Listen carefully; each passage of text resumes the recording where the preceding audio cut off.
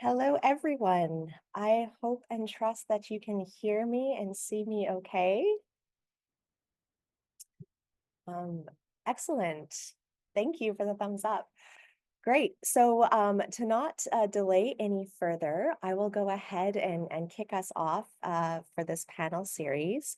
So again, thank you all so much for coming and attending the Leap Wallerstein panel series on AI and extreme weather preparedness and the session on early warning systems and anticipatory action.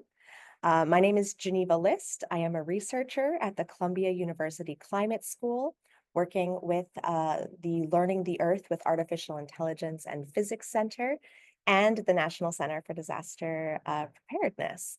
So this is the second session of a year-long panel series that aims to provide a platform for interdisciplinary dialogue and knowledge exchange between different sectors. So our goal is to bring together academia as well as the broader climate and disaster community. I am particularly excited about the talk today because we're bringing together panelists from distinct sectors, diverse sectors from academia, the private sector's research hub, and also the humanitarian community to talk about AI enhanced early warnings. And what also is really exciting me about this session is that we're going to have the opportunity to compare and contrast looking at this from a global perspective. So but without further ado, I have the distinct pleasure of introducing our panelists. I'll start with Gray Nearing is a research scientist at Google working on flood forecasting.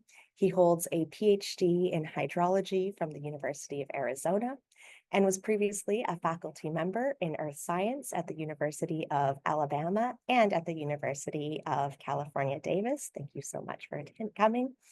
Our next panelist is Josh DiVincenzo. He is the Assistant Director of Training and Education and Adjunct Assistant Professor of Climate at Columbia Climate School's National Center for Disaster Preparedness. His expertise is in developing lifelong learning experiences on disaster preparedness, as well as mitigation, recovery, and resilience. And he has created a national scale curricula in the United States on disaster financial literacy, economic impact analysis, and community partnerships. He currently serves as an organizing team expert for the 2025 UNDRR Global Platform for Disaster Risk Reduction and holds a master's degree from the University of Illinois at Urbana-Champaign and earned his doctorate from Teachers College at Columbia University. We are also joined by Isaac Obai, who works at the World Food Program in Nairobi and has a career spanning over 15 years, playing a pivotal role in designing and implementing early warning systems, food security programs, and climate resilience initiatives across Uganda, Kenya, Rwanda, South Sudan, and beyond. Isaac has held leadership positions at the UN World Food Program, the International Labor Organization, and the ACTED, and he's contributed to strengthening government capacities and institutional frameworks for disaster preparedness and response. He holds a master's degree in climate change and disasters management and another master's degree in analysis and design of social protection systems. We are also joined by Shruti Nath, a postdoctoral researcher at the University of Oxford, Department of Physics. With a background in mathematics and a PhD in climate model emulation, her research focuses on using data-driven AI techniques for improving weather forecasts and particularly rainfall. She collaborates closely with climate and meteorological bodies in the Greater Horn of Africa and engages in regional work and capacity building with a lens towards cloud-optimized AI approaches. She is also a lecturer for AI and climate sciences at the African Institute for Mathematical Sciences, AIMS. So as you can tell, we have an incredible set of panelists today, and I'm so excited to launch into this conversation. To kick us off, we will begin with a brief presentation from both Gray and Isaac, sort of setting the stage of some of the tools and the projects that we are going to dive into, and then we'll launch into some moderated discussions. At the end, we will have some time for audience Q&A. So I will go ahead and share these presentations, and we will start with grades. Kindly give me one quick second here. Right. I trust all are able to see my screen. Brilliant. Right, we shall start with you. Awesome. Thanks. So my name's Gray Nearing. I work at Google. You can't see my name on the Oh, little Zoom panel because, oh. what? Can you hear me? Yes, yes. Awesome. You do want me to start, right? Yes, yes, no, of course, of course. Perfect. Awesome. So I apologize about that, but you can reach me at the just last name at google.com. I'm always open to questions by email, try to respond as quickly as I can. Um, so yeah, that's me, and we'll just jump right into it.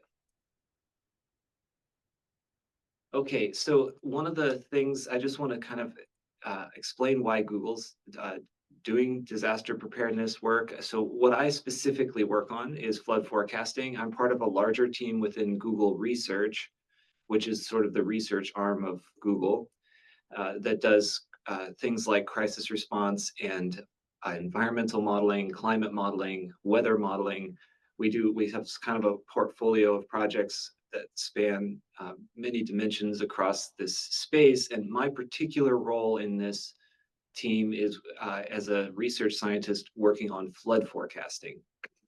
So I'm going to give you the perspective from flood forecasting, and then at the end I'll say just a couple words about uh, what our larger sort of strategy looks like. But the reason that we got into flood forecasting, and flood forecasting was one of our very first earth science disaster warning research projects. Of course, school has been working in the crisis response space for well over a decade, but we started working with AI and earth science. Really, flood forecasting was the big first flagship project. And the reason for that is that millions of people a year, tens of millions, maybe hundreds of millions, depending on how you count it, come to Google for information about flooding around them. And so we want to be able to provide that information. And the way that Google started exploring ways to provide real-time information, disaster information to people that come to Google is through what we call crisis response. And that's through the main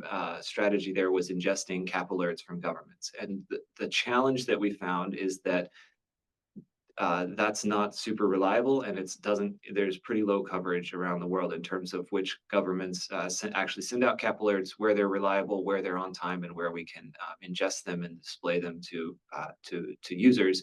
So we started exploring these ideas around how to fill the gaps with our own models, or with models that we can get from partners. And Google really likes to do AI research. We do a lot of applied AI research across all different kinds of societal issues. And really, it's a nice opportunity to see if we can use some of the research resources within Google for social good. This flood forecasting actually started off as one of Google's AI for social good projects.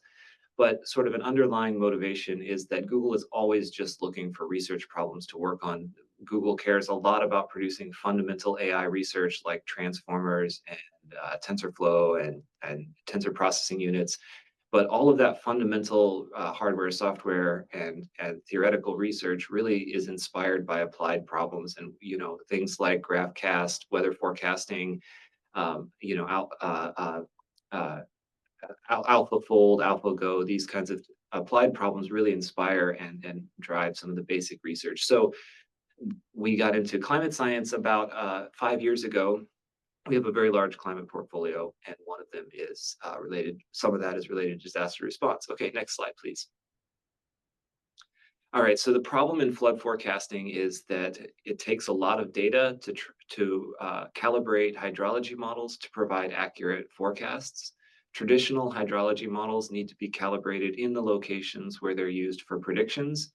And so if we just think about river forecasts, so riverine flood warning systems that provide warnings about riverine floods, you need stream flow data to calibrate these models. And that's true for physically based models, conceptual models, and it's also, of course, true for machine learning models. And the problem is that the global distribution of at least open, reliable in situ observation data for calibrating these models is not evenly distributed. And there's in fact a correlation between the GDP of a country and the amount of streamflow data in a country. And what's underlying this chart, what I kind of assume is background knowledge in this chart, is that there is also a strong correlation between the GDP of a country and the vulnerability of a population to flooding. So places where we need flood forecasts the most are places where it's the most difficult to build reliable predictive models. And so the solution, next slide, please. The solution that we take to that is using AI, and this is the reason why we use AI. What AI allows us to do, what machine learning allows us to do here is take all of the world's stream flow data that we can gather. We take only open source data, so we're not gathering proprietary or data that's owned by anybody, but we take the open source stream flow data, we train one model that sees all of this data, and then that model is able to learn generalizable patterns between weather forecasts and probabilities of floods, and we're able to apply that model in places that without data. That doesn't mean the skill is as good as it. Our model is better in places where we have data, but it is reliable for the most part in places where we don't have data, and this is what allows us to at least offer potentially usable predictions, potentially actionable predictions in most places in the world. And it is really the reason why AI has provided value in this space. Okay, next slide, please. So this is our dissemination strategy. So we built this AI model, and now we're kind of exploring ways to make it as valuable to the world as possible. And we kind of have a few tracks, a few ways of thinking about this. This is an unsolved problem. We're a tech company in Silicon Valley. We've produced this product that has no monetary value to Google. We don't charge for it. We would never charge for it because there's just no, it's not an opportunity to make money. Our goal and our responsibility with this work is sort of twofold. One is to get information to as many people as possible. And again, that's information that we, don't have any plans to charge for. Of course, this is for just Google users. And the other responsibility that we have is to publish as much of our research as possible, because we kind of see our role in the ecosystem as offloading some of the high risk research that maybe governments didn't want to invest in. So before I came to Google, I worked with NOAA, the Flood National Weather Service in the United States, trying to get machine learning research happening in the flood forecasting workflow within NOAA. And that's really difficult because, these operational flood forecasting agencies have mandates to provide reliable and historically continuous warnings to local populations. And so what we can do at Google is we can sort of privatize some of the high risk research, demonstrate that it works, and then provide that technology out to the wider world. So we're working on that. Mostly through the World Meteorological Organization and by meeting national hydro agencies through the supervision of the WMO, and then transferring the technology sort of down to the national scale. But we also make our information public. So you can go to the Google Flood Hub, g.co/flood hub. You can see our 7-day river forecasts. If you zoom into any of these hexagons, you can actually see the river that this prediction is for. Green means we make a prediction, we don't think there's a flood. Yellow means there's a 2-year, our model predicts a 2-year return period event. Red means a 5-year return period event, or so on and so forth. And you can get these in real time. You don't have to register, just go to the web page. And then we also have some dissemination strategies. I think next slide, please. Around Google specific products. So these are Android products, web, Google search, Google Maps, and these are just ways that we get information to people through standard Google products. So we're very strong in sort of the last mile delivery aspect of this problem. We reach, billions of users, and we are exploring ways that we can do that better with governments. So right now, working with governments as a last mile delivery partner is extremely challenging because there's this communication delay and there's a large technology gap between being able to transfer information one way or the other. Does the government want to give us their warnings? Do we want to give them our forecasts and have them approve warnings? So there's sort of this large technology gap between where we would like to be as a last mile delivery partner and where we currently are. But we do have the ability to reach many, many, many people. We do push notifications to Android devices. We do, disseminate through search, maps, and weather. And that's the problem that we're working on now. All right, thanks. Brilliant. Thank you so much. Excellent. Isaac, we'll pass it along to you. Yeah, thank you so much, and thank you, Gray, for really giving that very good background. So I'll just give an overview. Really, many people ask why WFP, why is WFP in this space and in this area, and we're all familiar. WFP is one of the leaders when it comes to humanitarian assistance. And supporting really whether it is conflict or extreme weather events. WFP has been the champion when it comes to really operational reach and saving lives of people in such circumstances. But the question is, how then can WFP do this in a more smart way? And when you look at this first slide, I think Gray has touched on it really. There's really increasing climate shocks, both in severity but also intensity. And yet the humanitarian needs are also increasing, but then the funding is always going down. And we look at when it comes to food insecurity, one of the greatest drivers has been really climate change and those extreme events really. And we are saying, how do we really come to a place where we can narrow down and look at the increasing needs for humanitarian assistance. There is increasing climate events, but then the funding is going low. Then how can we be so precise in ensuring that our assistance targets the people in need and can create a lot of impact in reducing the impacts of the disasters to these people? So then we want to take advantage of some of these technological advances, just as Greer said. How do we use some of these machine learning models, artificial intelligence model? But in an attempt to do that, then you look at WFP now taking a shift from more of being reactive in in their humanitarian assistance to more of a proactive approach, which is being informed by given early warning information. Next slide, please.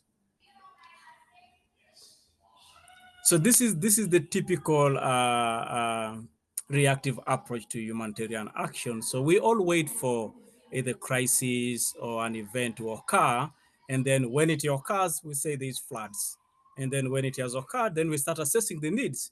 What do we really need, and how much money do we need? Then we start planning, because then we don't have all the money on earth. We start planning and prioritizing based on the needs. But you know, the event is not waiting for you to plan and prioritize. The event keeps on devastating and taking lives and destroying livelihoods.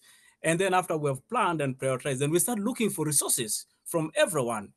And you know, by the time you get your resources and you want to deliver aid, there is already a massive disaster that has already been that has already occurred. People have lost lives, they have lost livelihoods, because then you've been taking this more of a reactive approach of waiting for all the crisis and then planning for it, and then you deliver your aid.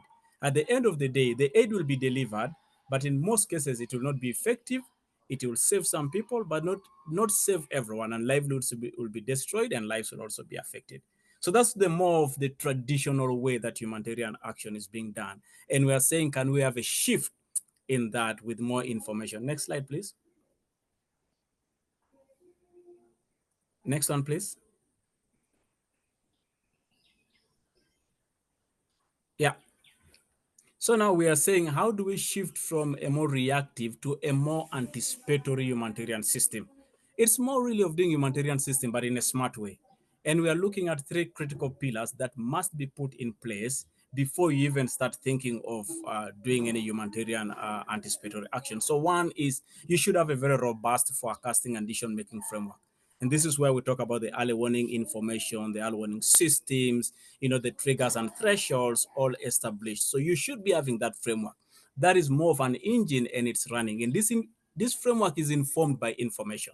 So if you don't have information, just as Gray was saying, there is no data, there is no information, then it becomes very difficult to establish a very robust framework.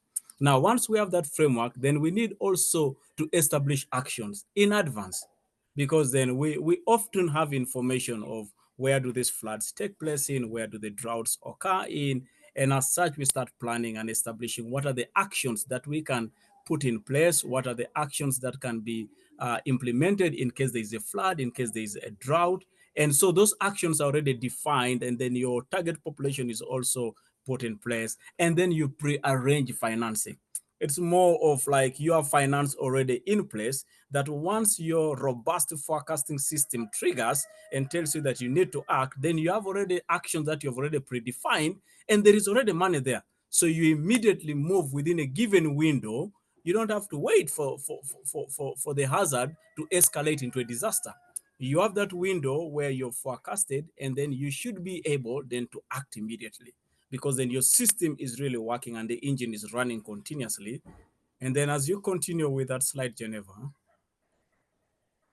so you see, so that is more of, in a very rapid process, you find that now you're implementing your actions, because then your trigger or thresholds have been reached. You have already your actions or activities in place. You have already finances in place. Within a period of 7 days, you should be able to act and implement your actions. When we do that, and from studies that we've done as WFP, then we've seen reduced impact of these hazards or disasters, because then you acted prior before it could escalate into a fully fledged disaster. So that is the approach. However, and this is really the issue, that for you to make this running and effective, then you need a lot of information.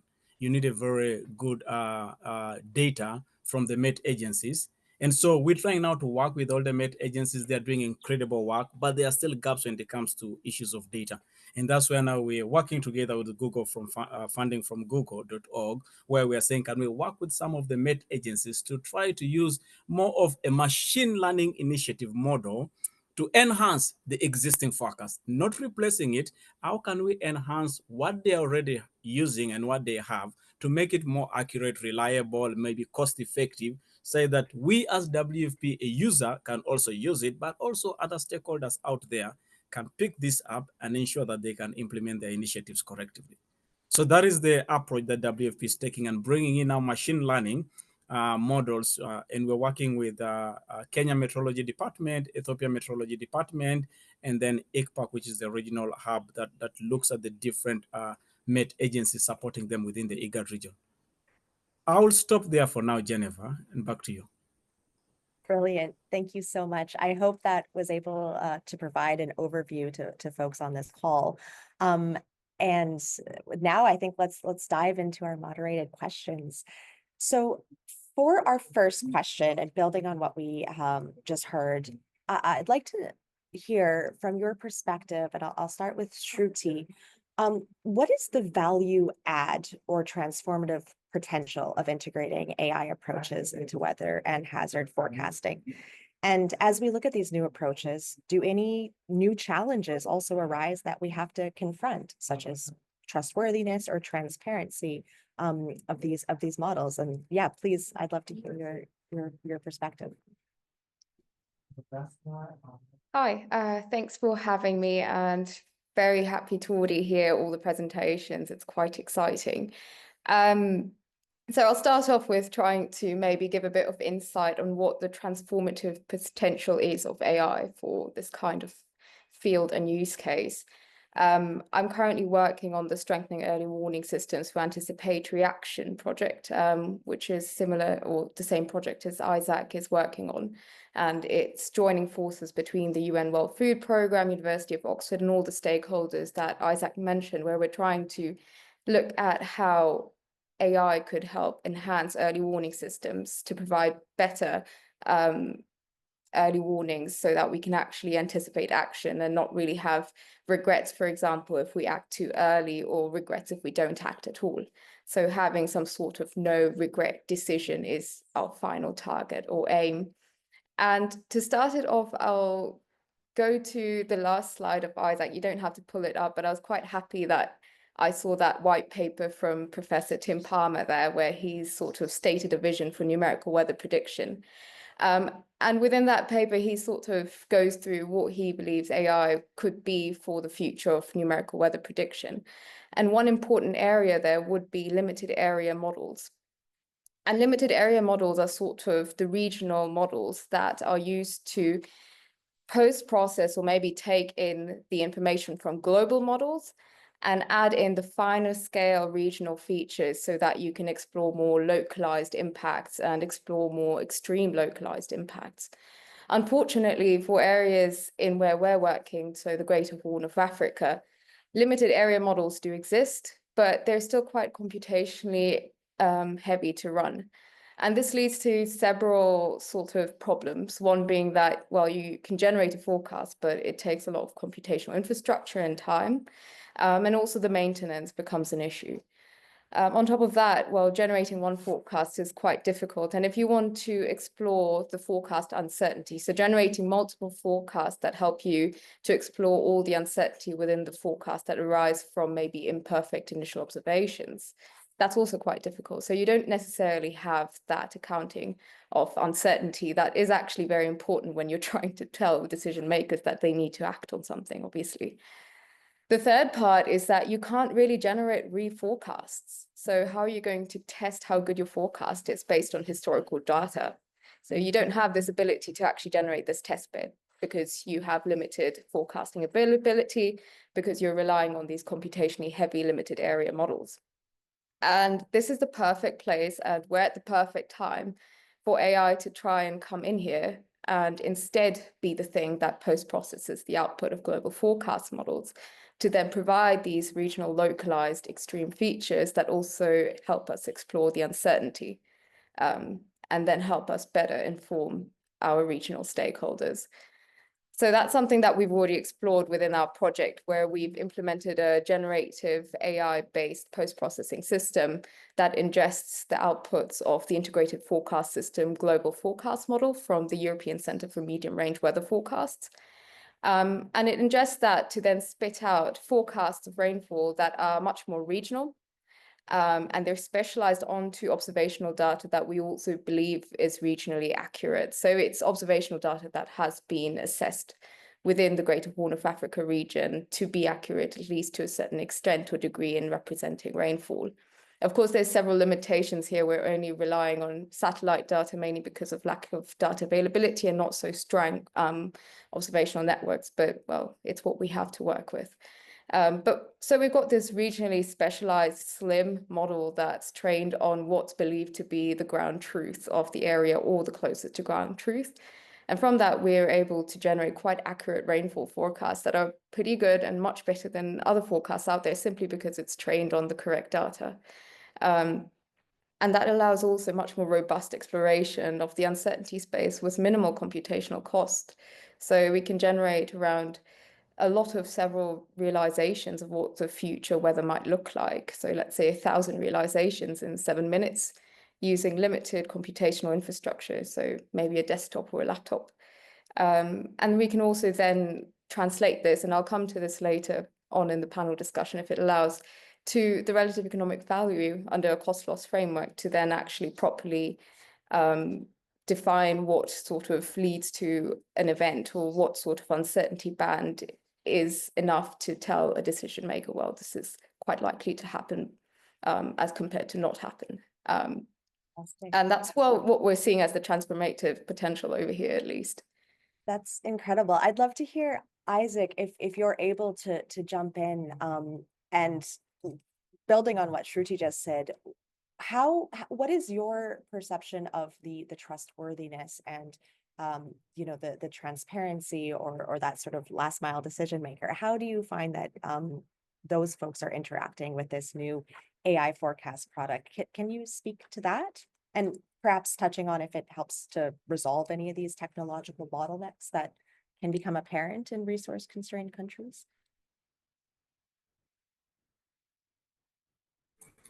Yeah, I think that's ideally where we hope to reach and hope to go with time. But as currently we experience in Kenya and Ethiopia, there is need for evidence to show the Met agencies that that this is working, that there is added value from the products that are being produced. And if that is not demonstrated, that there is some relaxed mood in trying to adopt this. So right now, what we are doing with the teams is generate evidence of showing what is the added value of using machine learning and artificial intelligence model to increase or to enhance the existing forecast. And we're already seeing some evidence being generated, and there's already excitement from the different Met agencies and saying, if this can really add value to us, then this is something we're willing to take moving forward. However, if that is not shown, then there is going to be more of not really resistance, but there's going to be hesitation in trying to take this, because then they've worked with their existing models over years and over time, and it's built confidence and trust. And now you have to show them that whatever we are bringing with the machine learning adds value to whatever they have there. And that's what we are trying to demonstrate, which is something that they're embracing. But also later on, what we are trying to see is how best can we take this forward? How best can we ensure that this goes to the communities? And this is something we have to discuss with Gray and his team, of ensuring that this is disseminated in more appropriate and easily manner. But right now, is trying really to show the Met agencies what is the added value. Right. I would love to hear, Gray, from your perspective, how, what Flood Hub is doing, and in general, the ability of AI to kind of fill some of these data gaps, knowing that it's not evenly distributed. What is your take and Google's take on the ability of AI enhanced forecasts to kind of resolve some of the infrastructural or technological bottlenecks in these countries? Are you still finding yourself pushed up against this, or I'm curious to hear how you approach this challenge and opportunity? Yeah, I think what I'd say here is that the AI models are much lighter weight than any models that existed before. And that doesn't mean they're easier to use, but because they're much lighter weight, like they can run on a laptop, we can do global predictions on a single laptop in a matter of minutes, probably. Whereas it takes a supercomputer to do global predictions traditionally. So the opportunity that opens up is to provide, to allow a larger range of national agencies or NGOs to take ownership over the technology. So this is what we're trying to understand how to provide, and we see it kind of as an array or a menu of options. We see, we can open source, we can give our models to people directly, and let's say national agencies, flood forecasting agencies that have some technology capability. They have maybe a Python development team in-house. They've been running models themselves, can just pick those models up and run them, and they can run them fast and easy, uh, almost no cost. They're very, very, very cheap to run. But because they're cheap to run, because they're sort of applicable anywhere in the world, we can also imagine developing services that sort of reduce that technology barrier. So you don't need a Python development team to take ownership over one of these models. You might have a very small cloud compute bucket that allows you to run an application that's a thin layer around one of these models. It still lets you run the model yourself. So when your meteorologist or your hydrologist comes in to the office in the morning and they want their 6 a.m. National forecasts, they can run this with a click of the button, and it doesn't cost much. So you don't need to subscribe to one of these sort of legacy civil engineering solutions that may cost in the 6 or 7 figures per year, right? So we're not there yet. I just want to be very clear, but this is what where we're hoping to get in the next couple of years, leveraging sort of the low cost capacity. Yeah. Fantastic. Great. And so I'd love to move on to the next question now. And I'd love to start with Josh. So we've heard about this early warning anticipatory action approach in the global context. And I would love to know from your experience how this is differing from what we see in the US, and perhaps why that might be the case. And I'd like to know, if we're scaling out, how does this change the role that AI can play in hazard and impact warning, we're looking across very different geographic and policy contexts? Yeah, thank you, Geneva, and thank you to the panelists as well. I'm taking a ton of notes, learning a lot as we go here. So I just wanted to, and for sake of time, I'll try to stay brief because I'm going to open up a can of worms and then I'm going to close the can really quickly, just because this could go go in many directions here when we talk about the differences in policies. And one of the things with the discussion so far, I don't know if there is a better case of learning globally and then acting locally, right? Especially when we think about U.S.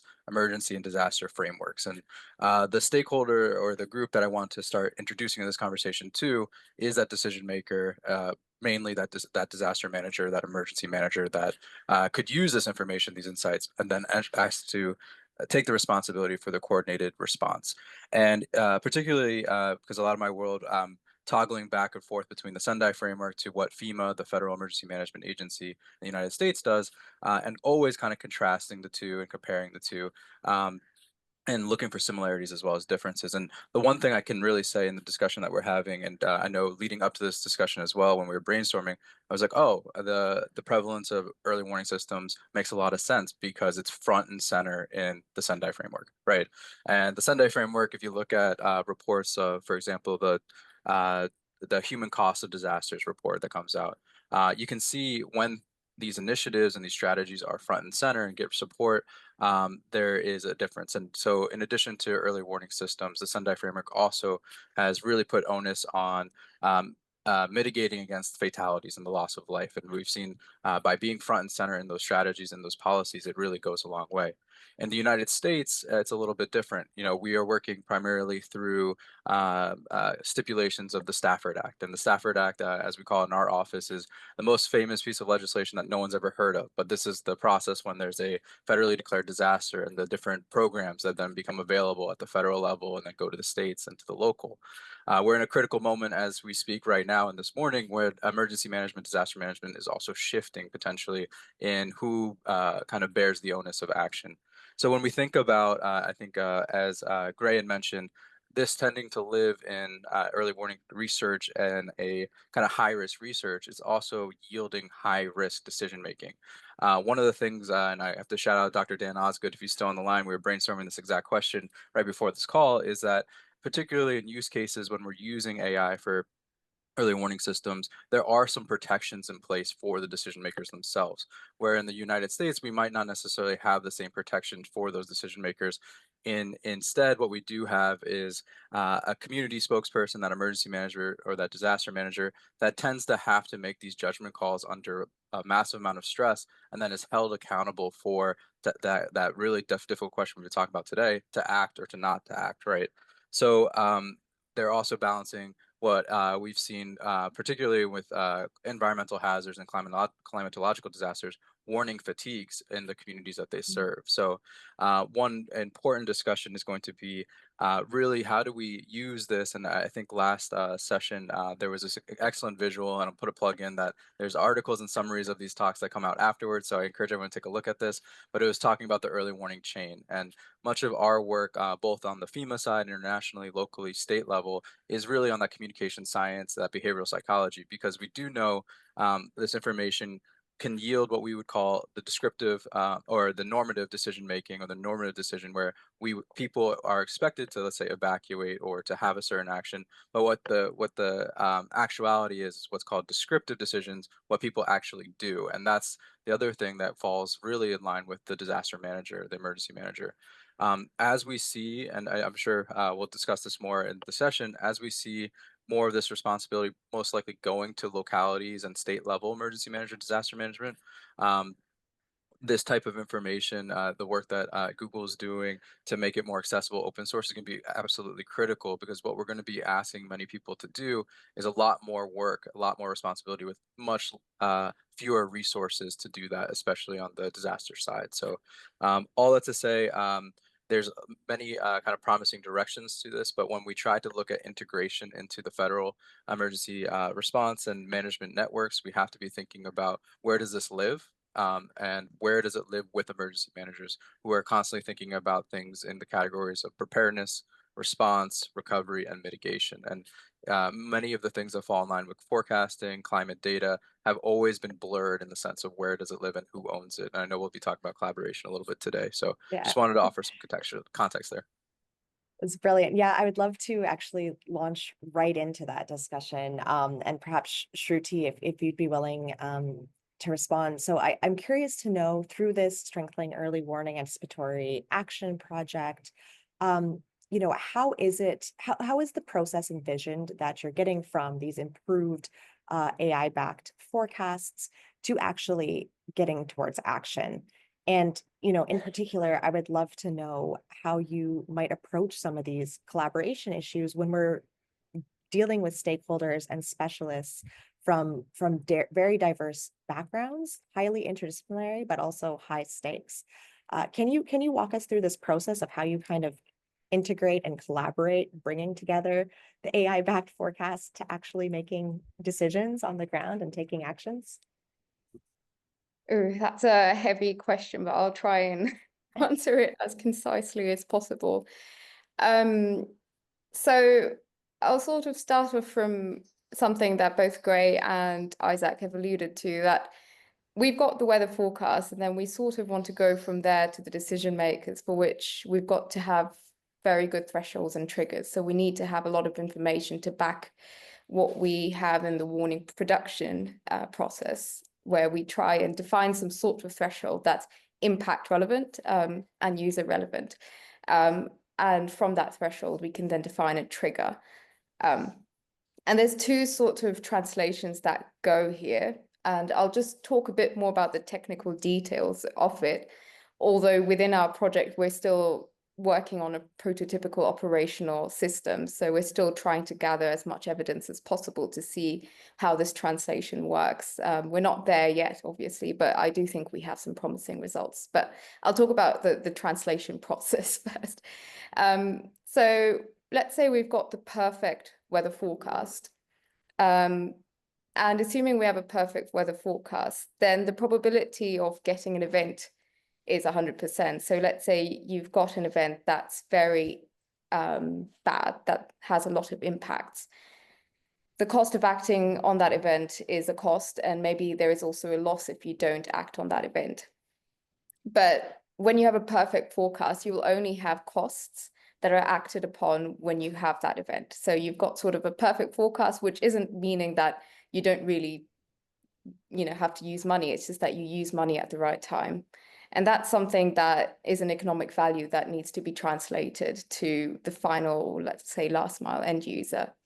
But between that, of course, you have to then define this event that has a lot of impact. And that's a bit more of a hairy area where you really need to talk to a lot of people, gather a lot of evidence. Thankfully for rainfall, there is also WMO standard heavy, severe baselines of what rainfall looks like. So for example, severe rainfall is described as more than 50 millimeters per day, and that's quite severe, depending on where you are though. So if you've got a lot of people living somewhere in a urban area, it's quite severe. But also if you've got more than 20 millimeters, for example, in an area that's very dry and deserty, then more than 20 millimeters is also quite severe, because that would lead to a flash flood or a landslide. So this is again a hairy area, but I'm just trying to give some perspective as to where we sort of start from. And it's easier to start from these sort of standards, but then of course then specialize it towards end users. So we've got this event, and we've got an idea of what our perfect forecasts are and what the costs associated with the perfect forecasts are, meaning that you only act when you have to. But let's say we've also got a lazy decision maker, and we want to relativize what the costs are, because we'll never have a perfect forecast. So we could look at what the costs are from maybe always acting or never acting. And we can choose those costs. So if you always act, you've always got a cost, basically. But if you never act, you don't really have much costs, but you have a lot of losses, basically. And that's where then you have to go to your end user and ask them what kind of cost-loss ratio they're willing to work with. So maybe the loss in an event is 100 times more the cost of acting, and the event is likely to happen maybe every once in 50 days. And so you can do the maths there, but you'll realize that if you always act, you're more likely to run into an event. And that cost of acting would then pay off versus the loss of not acting. And so you can then construct that kind of other end of the scenario where you've always got someone acting or never acting based on the frequency of the event, and also the cost-loss ratio of the end user.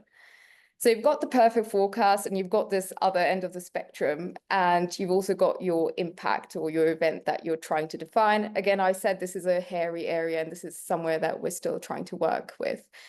But then you've got your actual forecast. And so you want to sort of look at historically how your actual forecast does in terms of either actually having costs or losses. And you want to relativize that to having a perfect forecast, but also not having the best forecast and always acting or never acting based on your climatological frequency of event. And from that, you can get sort of your in-between of the added value of your forecast. And so we use this metric, the relative economic value, to try and look at, based on different user-defined or end-user cost-loss metrics, what our added value of our forecasts are. And once you do that, you can also look at different cost-loss ratios where the value is the most added, and you can communicate that. And that's sort of the framework that we're working with right now. It's still in prep, it's still in development, but I find that those two stages of translation, so actually defining the event so that end users actually agree with it and see the impacts associated, but also relativizing the economic value of your forecast based on end cost loss metrics that don't really need to be solid numbers, it's just a ratio. Those two translation steps are quite important. Thank you so much. That's very important to take note of. I'm grateful you brought it up. Gray, I'm curious, you'd mentioned in your presentation as well about some of the how do we work better with government as a last mile user? I'm curious from Google's perspective, how you approach this collaboration and what kind of engagement you take with that last mile user, or how you're hoping to advance that in the future. Yeah, thanks. So we've been doing this for many years, and we have several with many different national hydrology, hydromet agencies, and we have several answers to the question. And I think the challenge that we're struggling with, because the needs of every government that we've worked with are different. And that's really the challenge. So when our partnerships team takes that back to our engineering team, the response is, oh, great, we're going to have to design a new software system to interact with each one of these different needs. And so the challenge that we're working on right now is how to accommodate sort of the range of needs of different hydromet agencies with a solution that is technologically feasible. We don't have the software engineers to develop a solution for every country. So what we're doing is trying to define the range of options on how we can interact with different government partners, and then design a system that lets that happen as efficiently as possible. And by efficiently, I mean where most of the heavy lifting is on our side, because we don't want to require any development work on the NHS side, but also accommodates needs as that are as varied as possible. And so just give a couple examples of what these needs might look like. There are some countries that really just want us to alert populations. These are countries that appreciate not having to maybe have low capacity, maybe are building capacity, and really appreciate having warnings available in their countries. So there are countries that are like that, and we get feedback like that relatively frequently. There are countries that appreciate having the Google models available and like to use them in their own flood forecasting workflows.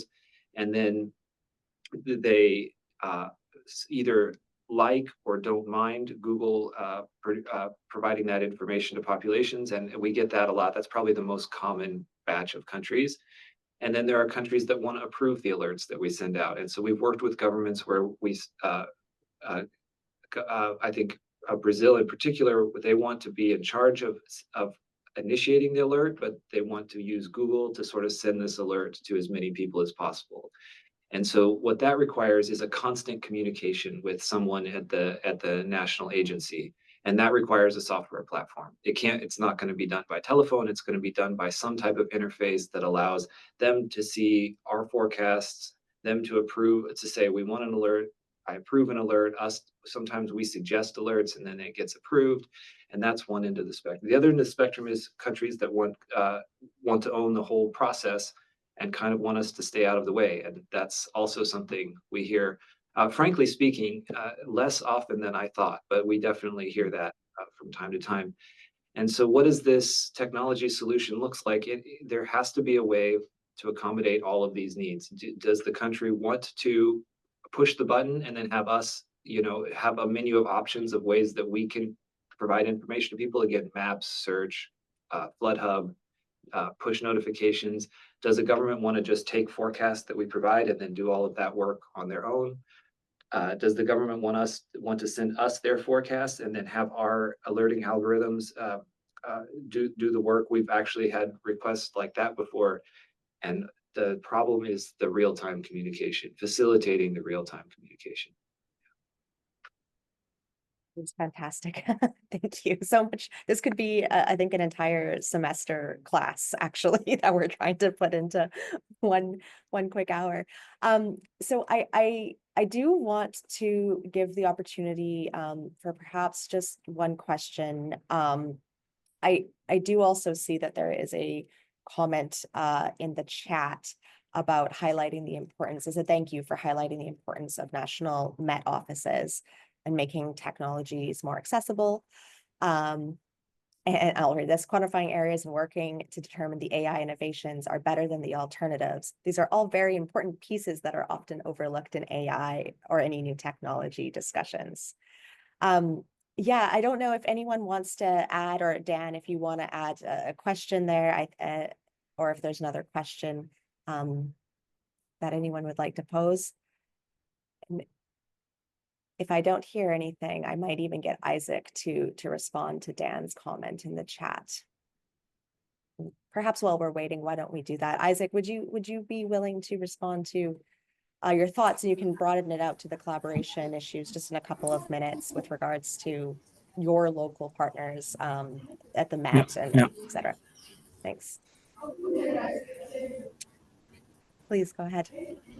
Yeah, I think what Dan mentions is very critical, because then if you don't work with the national metrology institutions, then you cannot operationalize anything that you're doing with artificial intelligence. So they are really very critical in making this possible. And in the strengthening early warning system program, this is what WFP does best. Like WFP, with its operational reach and being a convener, is bringing in different institutions. You bring in the IGAD Center for IGAD Climate Prediction and Application Center. You bring in Oxford University.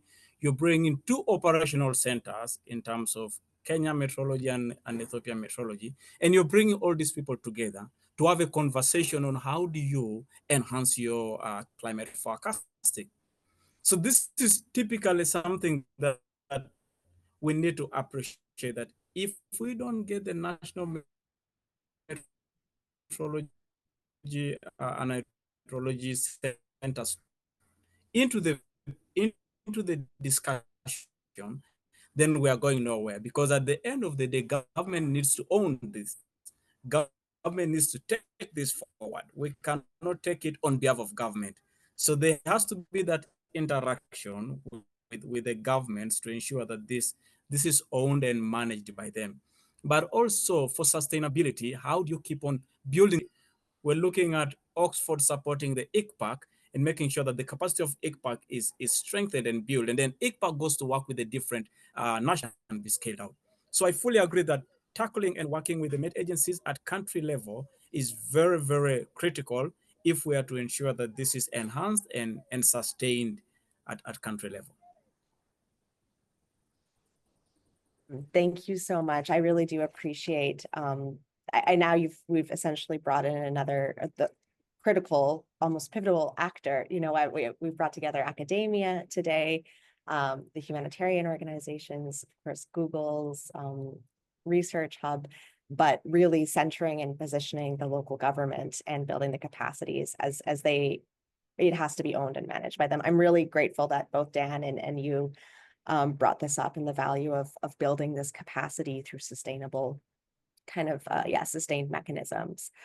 So with just a couple of minutes left, I think I would love to just ask one parting question of our panelists, and just if you don't mind responding in just a few sentences.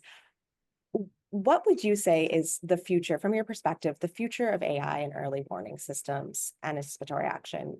You know, what is the direction? What is the potential game changer? Josh, just a parting thought on the future of AI for EWS. I'll start with you, Josh. Very tough question as a parting question, but just off my reaction to that question would be, I think, opportunity for bottom-up emergency disaster management if it were to be adopted by those local governments, emergency management offices, and the adjacent departments that would need to help out with response and preparedness. Gray, the future AI for EWS? Yeah, aside from what I said earlier, AI allows us to use much more and much different types of data and build a more complete and holistic picture of what's going on the ground. So, and provide more nuanced information than what can come out of some of these traditional models. Shruti? Yeah, I would sort of add on to what everyone said. AI has the potential to sort of provide bottom-up approaches where you can also inform policymakers much better by providing more nuanced information.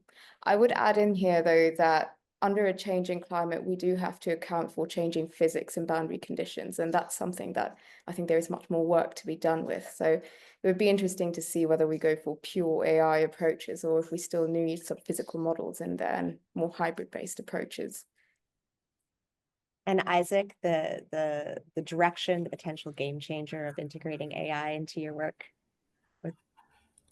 Yeah, for me, AI increases precision in the forecast, and once that is increased, then the end user, as everyone is saying, is able to get very precise information, and they can initiate their action before even any humanitarian intervention comes in.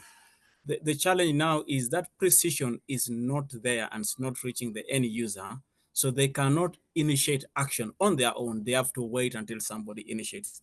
But with AI, there is a potential of making sure that there is more precision, there is more accuracy, and the information can be communicated in a way that the end user can initiate their own action. Brilliant. Great. Thank you so much. We've gotten right to the end of the hour. So as I want to state again, that this is a continuing panel series, and you can access the referenced literature, as well as the upcoming sessions and our summary blog posts that we will be producing at the end of every session. Here, I'm going to just put this link in the chat. I also do encourage you to continue to follow us on socials and join our mailing list. And our upcoming session will be on Friday, April 25th. And then we're going to just explore further the role of AI and data for decision support, as well as informing policy processes. So again, thank you so much to these panelists. I could have spoken to you for, like I said, the entire semester. I can't wait to write up this output and continue to collaborate as we move forward. Great. Thank you, everybody. Thank you all Appreciate it. so much. Thank you. Bye.